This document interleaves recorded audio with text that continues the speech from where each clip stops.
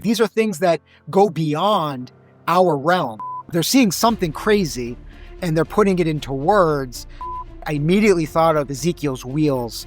There's a whole lot in Ezekiel. If you want to get weird, you can read Yeah. Ezekiel. There's a lot going on in there. Every single one of them were put to death for their faith.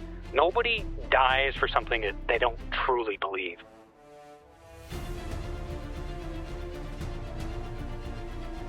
The Age of Disclosure, which was released in late November 2025, represents what I believe is a watershed moment in the modern UAP or UFO conversation.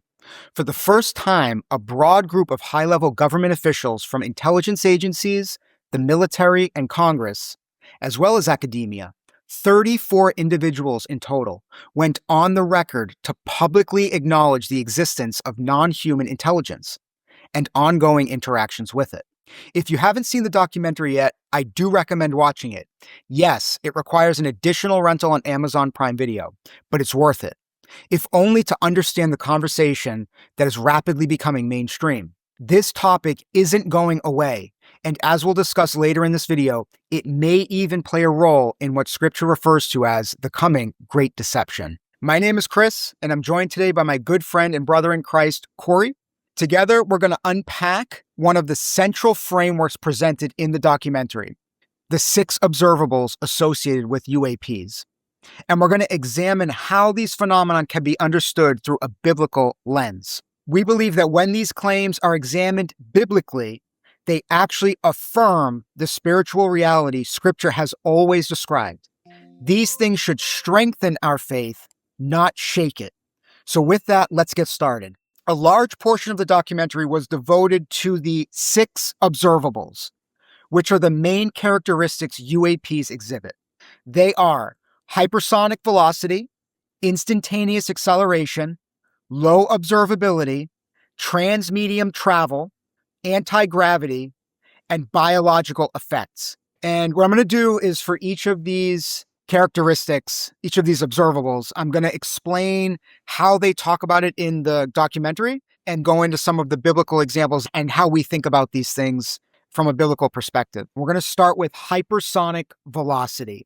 Now, this is when UAPs move at speeds that go far beyond anything humans have created. Some UAPs have been observed traveling at upwards of 40,000 miles per hour. That is many times faster than the fastest jet aircraft invented by humans to date. So to put that in perspective, the NASA X-15 holds the record for the fastest manned aircraft, achieving a speed of approximately 4,500 miles per hour. And the record for the fastest unmanned aircraft, which is the NASA X-43, which traveled at approximately 7,000 miles per hour.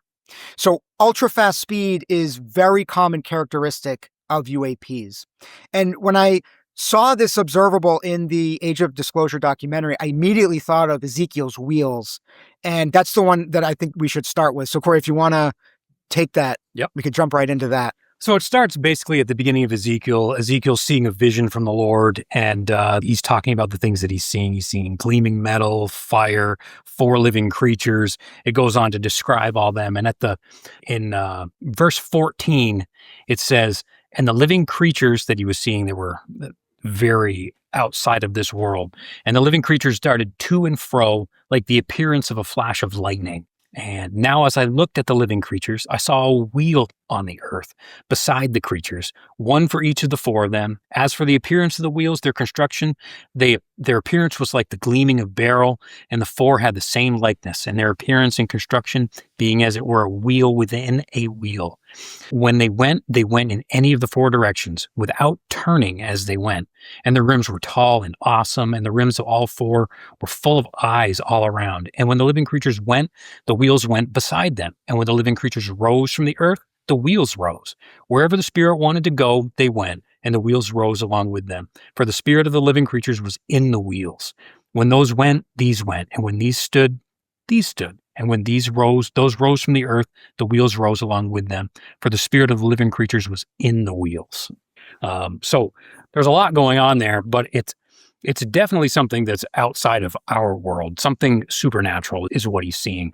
But I mean, seeing something that's that would rise straight up and then move straight forward without turning left or right. It's almost like it's moving really fast one way, and it says that it's like the appearance of lightning, which would be like turning on a switch and turning it off. You're here and you're there. So it's that kind of fast movement that Ezekiel's seeing, which is just, it's a crazy thing to think about in a natural mindset. Like, you just don't see those kinds of things.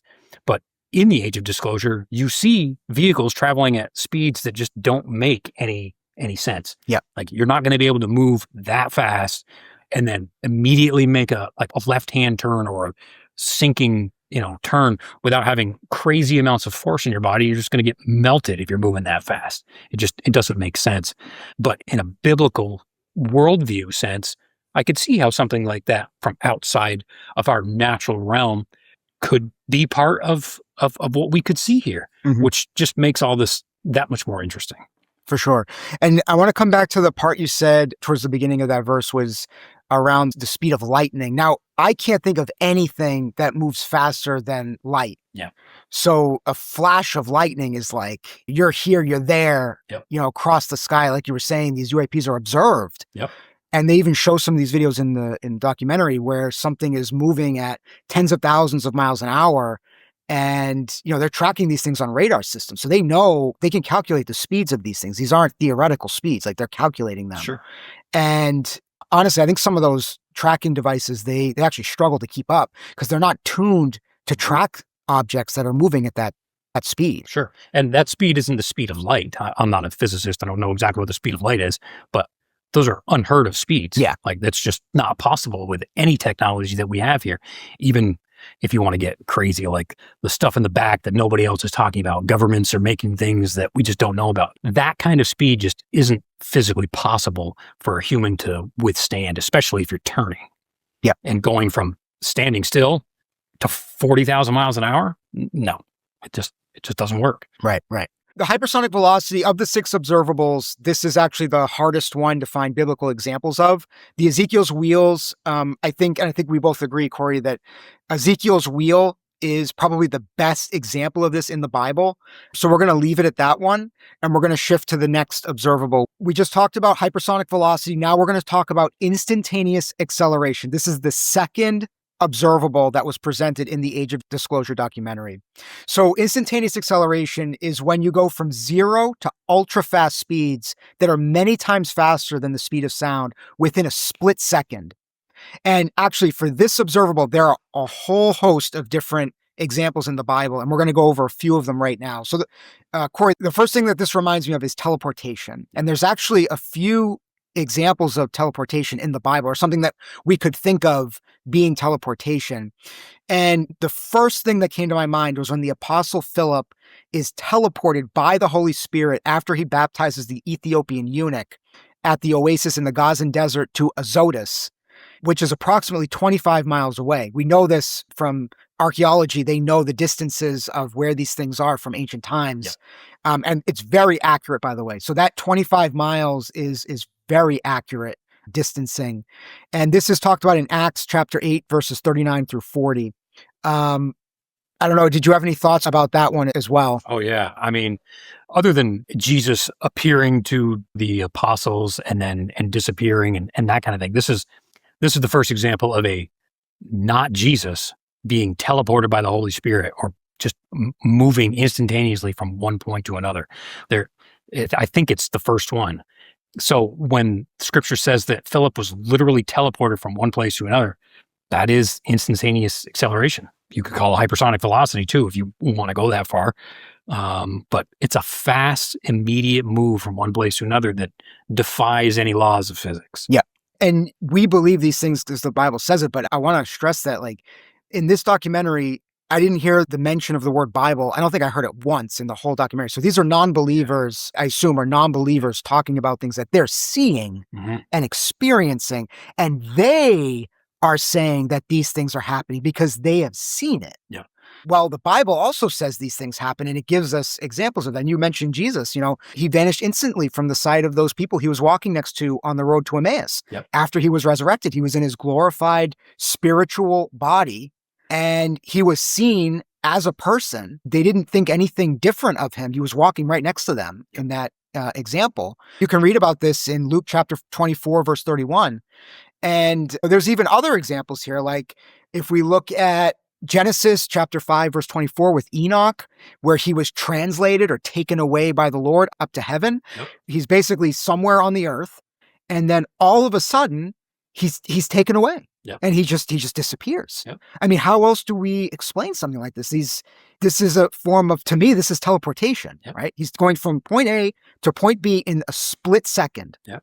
This also happened in 2 Kings chapter 2, verse 11 with Elijah, who very similarly to Enoch was also translated to heaven, but except in this case, it was a chariot, a fire, like a whirlwind, is the way that it was described by Elisha, I think, or whoever wrote that, actually wrote that book. Yeah, so whoever saw it, got the testimony of what they saw happen, described it as a chariot of fire, like a whirlwind, taking him up to heaven. I mean, this here too is happened very quickly.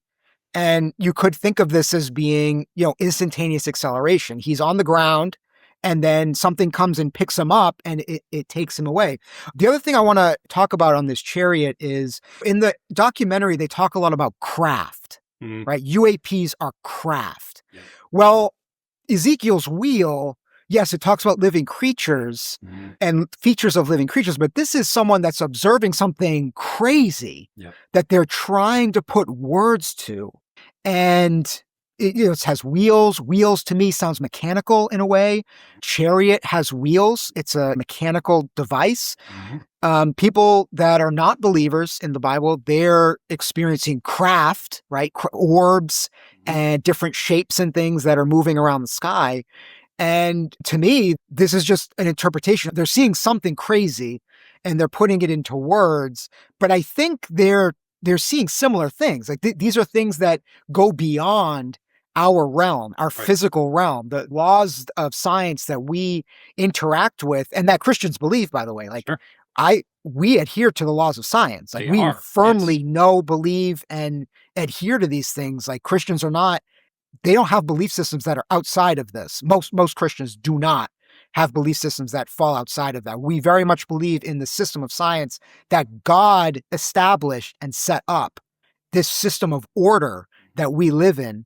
But in the unseen realm, the spiritual realm that we don't see usually, but that sometimes people get glimpses of or have experiences with, that realm operates at a completely different laws. So maybe it doesn't have any laws that adhere to it. I mean, we observe this with the UAPs, right? These things that, as we said before, moving at the speed of light, instantaneous acceleration, hypersonic velocity, that's operating outside of gravity, outside of the laws of physics. You talked about right angles. Yeah. And there's pictures of these things in the videos of these things in the documentary. They show it. Yeah. I think we're good on instantaneous acceleration. So I want to move now to low observability. Now, this one is super interesting to me. This is evading radar and sensors. These are things that need to be seen with the naked eye or on camera. So I'm going to unpack this. Just let me get through this explanation. So for example, when something breaks the sound barrier, there's no sonic boom. That would be an example of low observability. And that also defies the laws of science because we know there must be a sonic boom if something breaks the sound barrier. The other thing with low observability is with these craft, these UAPs, they're almost always, actually, I haven't seen an example that has particles or exhaust entrails from the movement. Like when you look up at the sky and there's a jet going down over the sky, you see the two smoke trails from the burning fuel, right? And that's an example of particulate and exhaust from an engine, right? But these UAPs, they don't have any of this, none of it. And this is an example of low observability. Like it can go across the sky and there's no visible heat pattern or entrails or anything from that movement from point A to point B. Another example of this is splash. When these UAPs are going from air to water, there's no splash. Yep. Like when someone does the cannonball in a pool, you jump in and there is a splash. And we know this, that there's going to be a splash. How can it be that some craft, something is moving across the sky and can go in and out of water as it pleases or any other medium and makes no observable anything is generated from that. However, we have examples of this in the Bible, and there's quite a few. We're just going to go through a couple here. I want to talk about angels and angels moving without sound, where they are undetectable. Now, this is, to me, an example of low observability. The two that I thought of, so first of all, there's angels all across the Bible. There's stories of angels in various parts of the Bible. So I'm going to talk about two examples. Number one is when the archangel Gabriel appears inside of the temple to speak with Zechariah. And this can be seen in book of Luke, chapter 1, verse 11, where Zechariah is in a temple. I think he's praying, correct me if I'm wrong, but he's praying or doing something in the temple. And all of a sudden, completely undetectable, Gabriel appears right next to him. Now, I don't know about you, but if someone is like coming closer, you usually can detect that there's something there, right? There's some sense of something moving or some sound, something that's detectable or perceptible. Yet in this example, there doesn't seem to be anything like that. Yeah, no, I don't think there is anything like that. And if you're in a completely dark place, say you're in war, right? And I've heard stories about people in war at nighttime, they're awake doing watch kind of thing, but you can't see anything. Mm-hmm. And then all of a sudden you start hearing some like crunches of leaves. Yep. And I've heard about people getting so close to you that you can hear their breath. That's something that's observable. Yeah. This angel encounter, it's not an observable thing. It just, he's there. The angel is there with Zechariah. Instantaneous acceleration we were talking about and those other things. It's the same kind of thing. Teleportation. It's just there. And did it travel and have some kind of sound with it? It doesn't seem to be that way because Right. they would know that. Right. And these UAPs are doing the same kind of thing. You don't go from not moving at all to breaking the sound barrier immediately at 40,000 miles an hour or whatever the number ends up being and see no cloud of energy behind it, no sounds being made. It's just boom, moving that quickly. It reminds me of Ezekiel when it's talking about the spirit is in the wheels. And when those wheels move, it's the spirit that's moving them. It's something that we can't see and we don't know about here in the natural. God set up these laws the way that they are for a reason. But there's also another realm that we don't see, the spiritual realm. Like that's the kind of stuff that they're describing, seeing. They're not calling it that because they have no biblical framework. Right. You can only use the natural terms that you can think of. Yep. And that's what they're doing. Yep. I want to give one more example of the angel appearing out of nowhere. So when Peter is taken into prison in the book of Acts, chapter 12, verse 7, it says that an angel just appears next to him in the prison cell. And not only that, but it also says that the angel, I think it says he touches his wrist or something and the chains just fall off. Yes. So not only can they be seen, but they also have the ability, they have power over the physical realm that we live in, right? So they can have a physical impact on something, even though they fall outside of the laws of science that we adhere to, which I thought was interesting. And again, there are so many examples of these things in the Bible. This is just two examples. The next observable is transmedium travel. Now, this observable is when you're able to travel from, to, and through air, space, and water, or any other type of medium with no compromise to performance, meaning no slowdown or other impact when traveling in or between the mediums. This comes back to what I was talking about when you go in and out of the water, there's no splash. I guess you could think about that as transmedium travel. Some of these observables kind of blend together a bit, depending on how the interpretation of it is. And I think that's another situation of that. So essentially, the speed is not affected by the environment. So let's say something's traveling at 1,000 miles an hour in air, in the sky, and then it moves into the water and it's still traveling at 1,000 miles an hour. It doesn't have any slowdown from friction. Now, this completely throws out everything we know about science. And yet, in the documentary, I saw videos of these things. The Navy and some other military organizations, like they declassified some portions of some videos that they have. Obviously, they have a lot more stuff they're not showing, but they show just enough to see that something's up here. This this completely goes outside of everything we think we know. Yep. So I want to give some biblical examples of these things. And I want to come back to Ezekiel and specifically chapter 1, verse 19 through 21. Corey, would you please read that one again? Okay. Ezekiel 1, starting in verse 19. We're going to go to 19 to 21. Yeah. And when the living creatures went, the wheels went beside them. And when the living creatures rose from the earth, the wheels rose. Wherever the Spirit wanted to go, they went, and the wheels rose along with them, for the spirit of the living creatures was in the wheels. When those went, these went. And when those stood, these stood.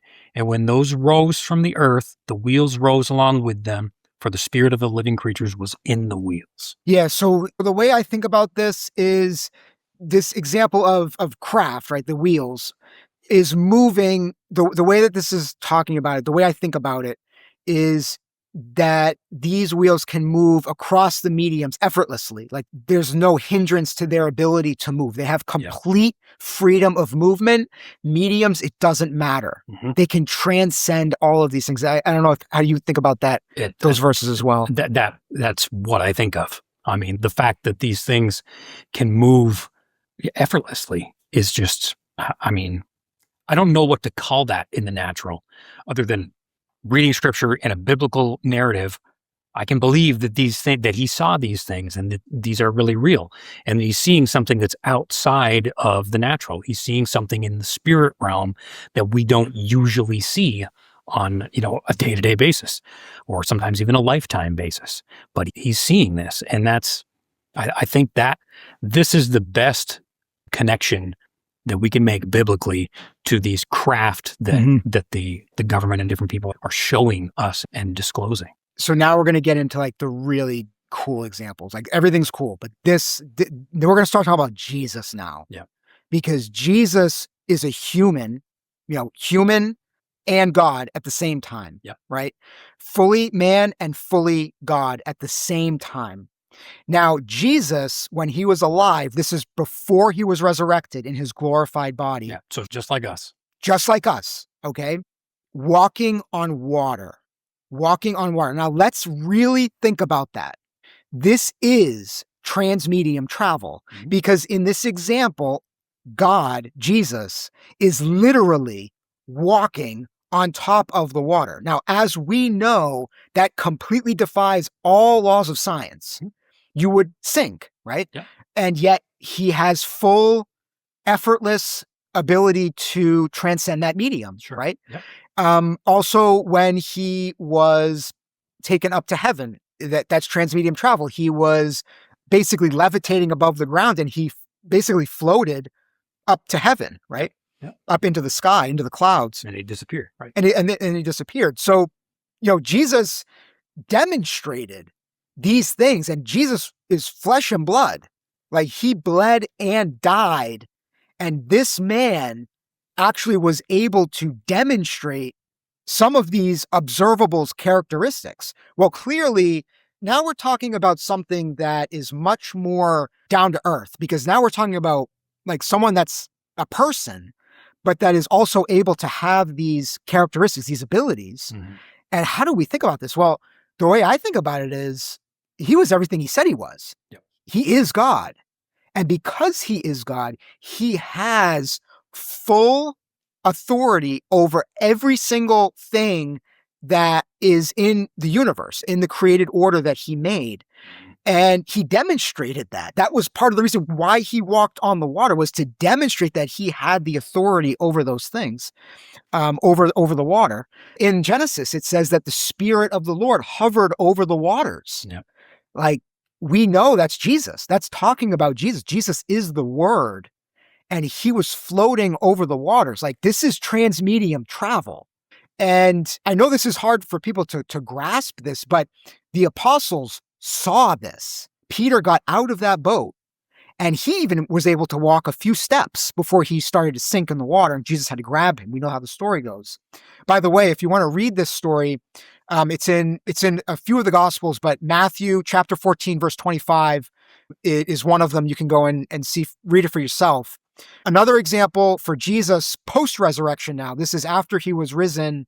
Now he's in his glorified body, but he still has a physical body because Thomas touched the holes in his hands and his side. Yeah. And he said he wouldn't believe unless he touched the holes in his hands. They told him that Jesus is alive. He rose from the dead. He's like, I won't believe it until I touch him. And I think most people in the natural world would say that. He didn't rise from the dead. Nobody rises from the dead. Right. Unless I touch him, I'm not going to believe. And then he showed up. He showed up. And he said, touch my hands, touch my side.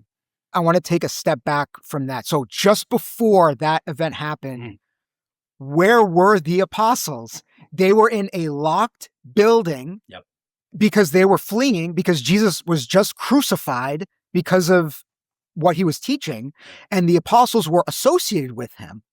So they were hiding in locked doors, and all of a sudden, Jesus just appears out of nowhere. Isn't that interesting? So again, we see Jesus transcend and characterize some of these things that people see, these supernatural things, right? People describe it in different ways, but there's a lot of similarities here. So this example you can read about in the book of John, chapter 20, verse 19 and verse 26, where Jesus appears in the locked room. And this is the apostles literally experiencing this and writing down what they saw. And I think one of the things that would be important to at least just know a little bit is these apostles were afraid when Jesus was taken away to go be crucified. They all fled except John. John was the only one that was there that watched him die. And they all fled. They thought everything was over. Our Messiah, who was supposed to come and clear out Rome and set up the kingdom now, didn't do it. He's dead. There's some church history about how the apostles all were martyred. And all of these people, I think that's what helps with the authority of what these people wrote down, is that every one of these people, every single one of them, with the exception of John, and John's got some pretty wild stuff too, but all of them were put to death for their faith. Nobody dies for something that they don't truly believe. You're not going to make something up. You're not going to go hide a body to say, oh, well, Jesus' body isn't here anymore, so, well, he must have rose from the dead. And then when you're really pressed with that and somebody comes after you and says, I'm going to put you to death if you don't renounce this, you're going to just go to death for something that you don't actually believe is true? They saw Jesus come back. Thomas touched the holes in him. Like, it's real. It's real. It's one more thing to prove the point that these stories that these people wrote down are factual. They really believe these things. They really saw these things. And that this is our guide for belief.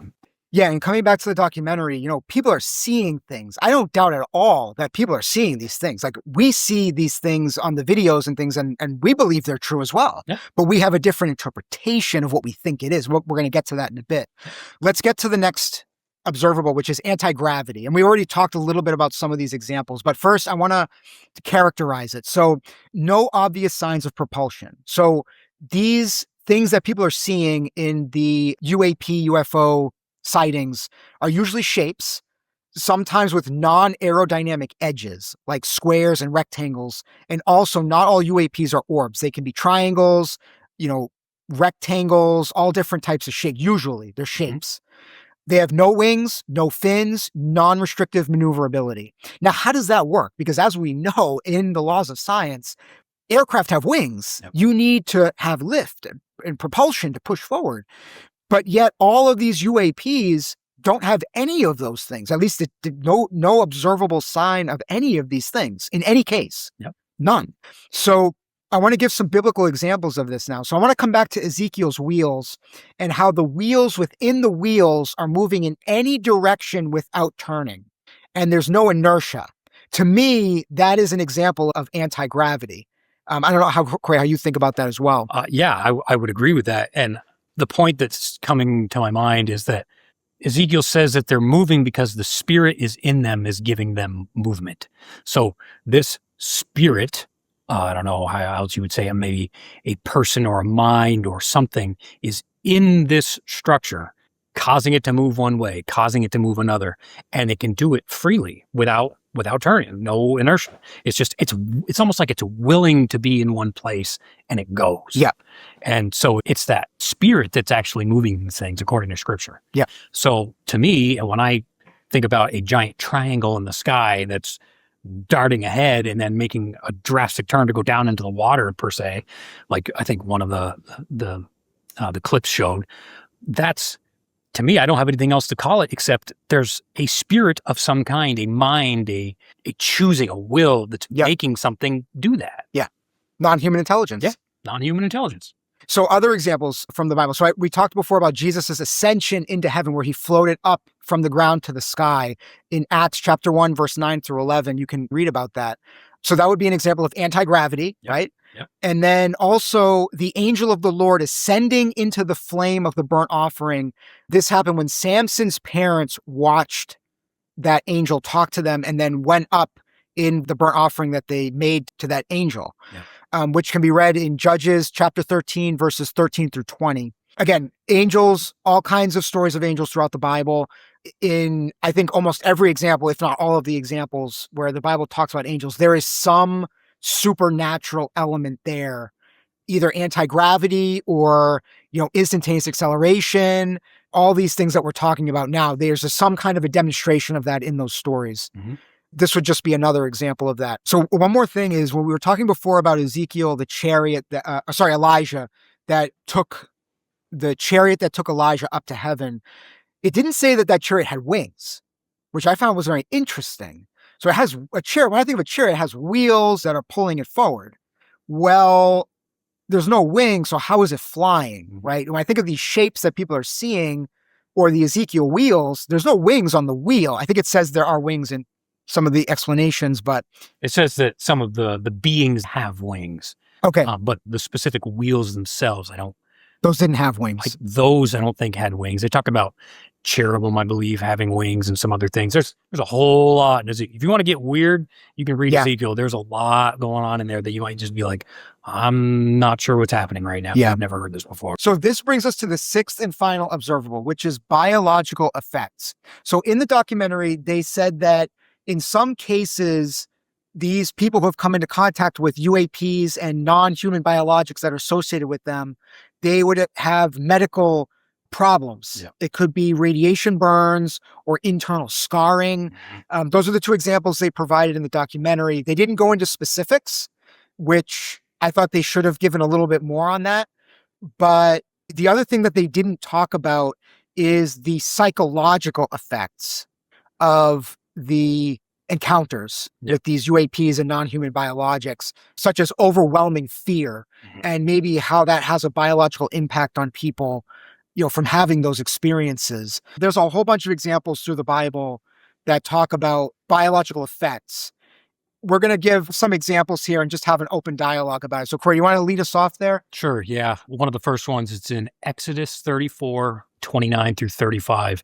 It's about Moses' face glowing after being in the presence of God. So he spends time up on Mount Sinai with God, and when he gets done that time, like 40 days he spends up there, and then when he comes back down, the people of Israel see his face glowing.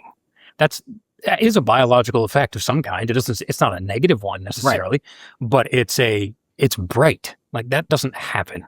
That doesn't happen unless you have some kind of encounter with something that isn't from the natural world. Like there's some actual biological effect that would take place on Moses or us if we were in the actual presence and saw the face of God. So that's a really good example of it. The next one is in 2 Kings chapter 19, verse 35. It's the destroyer angel. That's a spirit of some kind that came and actually killed 185,000 Assyrian soldiers like in one night. That's a spirit being entering our realm and being in the presence of people and having a job, if you want to call it that, to kill these people. Yeah. And 185,000 people in like an instant, basically. I mean, that's, nuclear bomb level kind of thing. Yep. Like it's just, that's a biological effect of an encounter. There's more here too. We've got Acts 9, verses 3 through 9. When Paul was struck blind for several days by the intense light after he saw Jesus on his walk on the road to Damascus. Same sort of thing as Moses seeing God, right? So this time he sees Jesus, who's God. He sees him as just this immensely bright light, and he falls down on his face. And he can't look because it's so bright. He's having an interaction with, well, in this case, it was a spirit man. It's the combination of the two, but it's It's an outside of our realm thing where the light is so bright that he can't stand it. And when it's gone, he can't see. He's blinded. He has to go back into the town. And he has to ask for this person. He's told what to do. And then eventually regains his sight. I mean, that's a biological effect. Yep. Like you can't be in the presence of that particular spirit without having your eyes blinded or your face glowing, or in the case of the destroyer angel, just dying. Jesus' healings, he demonstrates supernatural dominion and sovereignty over the physical world to effect change in the physical world. The woman with the issue of blood, all she has to do is have faith to reach out. I know that if I just touch the hem of his garment, I'll be healed. She reaches out and touches him, and Jesus says that he stops walking and feels power go out of him. Yeah. And he says, who touched me? There's an aspect of a biological change that took place for this woman. Yeah. And one final one with Jacob wrestling with God. Jacob wrestled with God and gets physically injured. His hip gets dislocated, and he walks around with a limp. This is another spiritual kind of encounter, right? He sees what he believes is an angel or God, and he's wrestling with this angel, and he won't let the angel go and won't give up until he gets a blessing. So he's fighting with all of his might with this, I assume, a being that's far stronger than he is. And just because of his faith to hold on and not give up, the way that he gives up is the angel touched his hip, and immediately his hip came out of socket. He had a direct encounter with a spiritual being, and he had a biological effect that came out of it. I mean, the Bible's full of these kinds of things. It's full of them. Yeah, these are all great examples. I want to unpack more about this topic. And actually, this observable, I think, was talked about the least in the documentary. Mm-hmm. And they also disclosed the least amount about the biological aspect. Yeah. That was what I gleaned from the documentary. So they mostly talked about the craft and the craft characteristics. Yep. And they just dabbled with the biologics, which I thought was interesting because they haven't shown, at least I haven't seen any declassified imagery or evidence of the biologic stuff. They're just saying it at this point. They're saying it, and we have to take them at their word. Yeah. They definitely are seeing something. I mean, if they're seeing these craft, and we've seen the craft on these videos and things, and they look legit. Yep. I mean, I've seen many, hundreds and hundreds of these videos. Like, clearly there is something there, and they're exhibiting similar characteristics. Yep. On the biologic side, this is much rarer, where we get stories from eyewitness testimonies, where we see imagery from people's social media feeds, things that they take pictures of. Mm-hmm. I've seen some things. There was something that happened in Las Vegas and Miami over the last few years. Sightings. There's, sightings of giants that people talk about, that they describe, that they've encountered in the modern world. Yep. This is definitely happening. But what is the explanation behind it? Mm. And I think this is where I want to go as we wrap up this topic, is what are these UAPs? Yep. What are we seeing? Yep. What are these people seeing? And how do we explain this through a biblical lens? So we just gave a bunch of examples from across the Bible about observables that are seen through biblical examples. But when we think about the UAPs, now let's try and explain this in modern terms and through that lens. I think these cannot be aliens. I personally do not think aliens exist. No, I don't think so. I don't think so either. And one reason is that, well, first of all, Hugh Ross is a really great resource. For those of you on this, watching this, that are interested in why aliens can't exist, at least not coming from another galaxy to our galaxy, there's an astrophysicist named Hugh Ross who's done some amazing research on this, like scientifically rooted research. And he explains and unpacks why it is beyond the realm of science to have something come from another galaxy into this galaxy. And there's reasons behind these things. The point I want to stress is that the reason that we think these are spiritual interdimensional entities, not aliens, is because they demonstrate characteristics that defy all of the laws of the physical world, the world order that we know, the laws of physics, the laws of gravity, the laws of everything, thermodynamics, everything is completely thrown out the window. And because of that, these are spiritual things. And in the Bible, all of these examples we gave have spiritual elements to them. The Bible tells us it's spiritual. Jesus confirms that these things are spiritual. And we need to make a clear delineation between aliens from another planet, another solar system or whatever, coming here and interacting with humans versus something that is coming from another dimension. That's a whole different ballgame. Yeah. But that is what all of the evidence suggests, that we are dealing with interdimensional entities that are spiritual in nature that also have the power and capability to physically interact in our world. And we gave examples of this, the destroyer angel as an example. I don't know. Did you have any thoughts about that? It's definitely not aliens. It doesn't make sense. I wouldn't, if God let's just say God's here right now, sitting right here next to me, and he says, I did make some aliens and they're coming to visit you. I mean, I would believe him because he said it, but like his word's enough for me. And he said a lot right here. Yeah. And there's nothing to indicate that's the case. Right. There's a lot to indicate that there's a spiritual realm out there with many, many spiritual beings that have interacted directly with us before. I don't know how I'm supposed to think anything else other than aliens are just interdimensional spirit beings. And these are non-human intelligence. These are intelligent spiritual beings. Angels are intelligent. They're not just robots doing one single thing. Right. There's some kind of will. There's some kind of mind. There's something there. They were made for a purpose. Sentience. Yes, there's sentience. Right. Yeah. So this is very critical point to convey here, because a lot of people think that these are aliens, the Anunnaki that are coming back. And actually, I want to get into this next is, like, as believers in the latter days, there's talk of this great deception, the great falling away of the church. In the Bible, it talks about a falling away from the biblical faith, right? Which is Christianity. So what would cause that deception? And I think one of the things that people need to really understand is that spiritual interdimensional entities can appear as things that they aren't. Mm-hmm. Yep. And I want to give one example of this is in the book of, I think it's 1 Corinthians chapter 11, verse 14. Okay. Is when Paul says that Satan, a fallen angel, can masquerade as an angel of light. Yep. That to me sounds like an orb. Sure. Sorry, sounds like an orb? Is that an orb? Yeah, like okay. a ball of light or Yep. something like that's how I think of it, right? A lot of these UAPs people are seeing are lights, Sure. lights in the sky that are moving around. Yeah.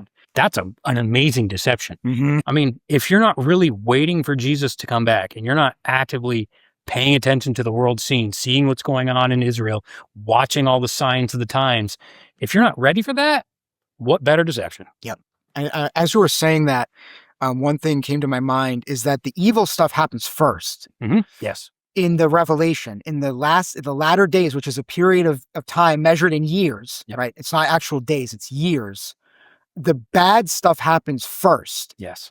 I think one of the biggest watershed moments in the UAP UFO topic is Roswell, 1947. Yeah. I find that very interesting. Yeah. Because obviously people were seeing things before then, but that was the first time where you have documentation, broad documentation. Many people saw it. You have pictures, you have video at that time. That was a watershed moment. And obviously there's been other events that have happened since then. But I find it interesting that Israel became a nation the year later. The Dead Sea Scrolls were found right around that time in the late 40s. The Derupiner site, which is what I believe is the site of Noah's Ark, was found like a few years after that. Yeah. Originally discovered. Like, you have all these things. Roswell was a nefarious thing, in my personal opinion. I think that this is part of the great deception, getting everybody to believe the lie, right? That aliens exist, that they created humans. Yep. This is blatantly not true. It's just not true. Who created the aliens, right? Like, just think about that line of logic. And the point I want to stress here is that people are going to be deceived, like, oh my goodness. Yep. And they're going to worship. And the Bible tells us this. Yep. So they didn't use the word aliens in the documentary. I want to be clear about that, but they imply it through the non-human biologics and some of the commentary that they made without using the actual term aliens. Did you hear the term aliens in that? I don't remember hearing the term. They might have said it as like a aliens, air quotes kind of thing, but I don't remember aliens being cited. So I want to come back to the abduction encounters and what people are seeing in terms of the biologics aspect. Because as I said before, this is the most underrepresented evidence that we have Yep. of what actually is this. And I think that we established angels can be good or bad. Yep.